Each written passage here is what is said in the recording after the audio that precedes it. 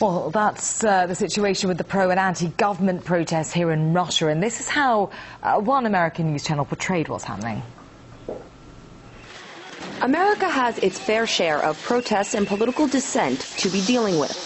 Instead of keeping an eye on the ball, the country's mass media machine has turned to protests in Russia and dropped the ball on reporting the facts.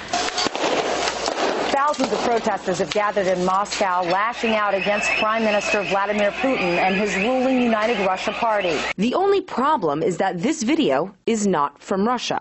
Fox News Channel aired video of fires and chaos in Athens, convincing viewers that this mayhem is playing out in Moscow. The Fair and Balanced network paid no mind to the Greek lettering in the background. In case you're wondering, it says Greek National Bank.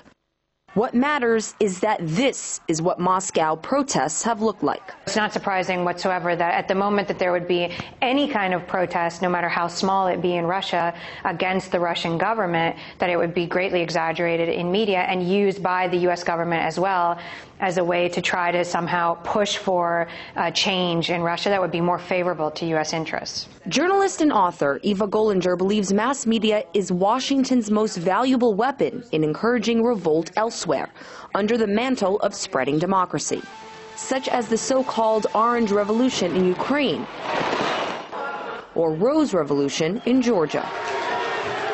A perception is created that something is happening in that country that's not right, and that the government is somehow responsible, and so therefore if that government ends up being removed, it somehow is justified.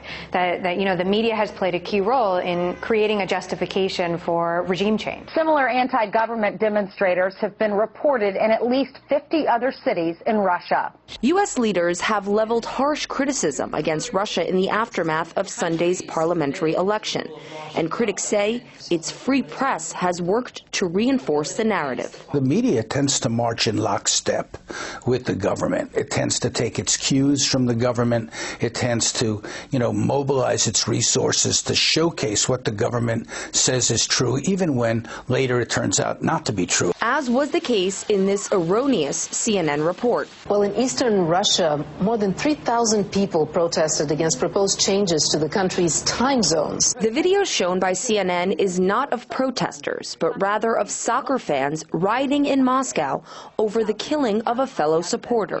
The problem is that we showed the wrong pictures. Only after the error was repeatedly noticed, CNN owned up to its mistake. We do apologize for the error and are grateful to the many Russian viewers who have pointed it out to us. The sloppiness of it all is reflecting, the lack of awareness of the journalists themselves. Many of them are completely uninformed about the world. They have opinions that have no factual basis to them, but it doesn't stop them because it's what looks good that matters more than what really is true. The truth is that America has its own social, economic, and political challenges to be dealing with.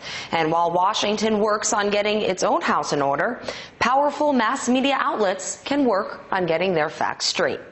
Marina Portnaya, RT, New York.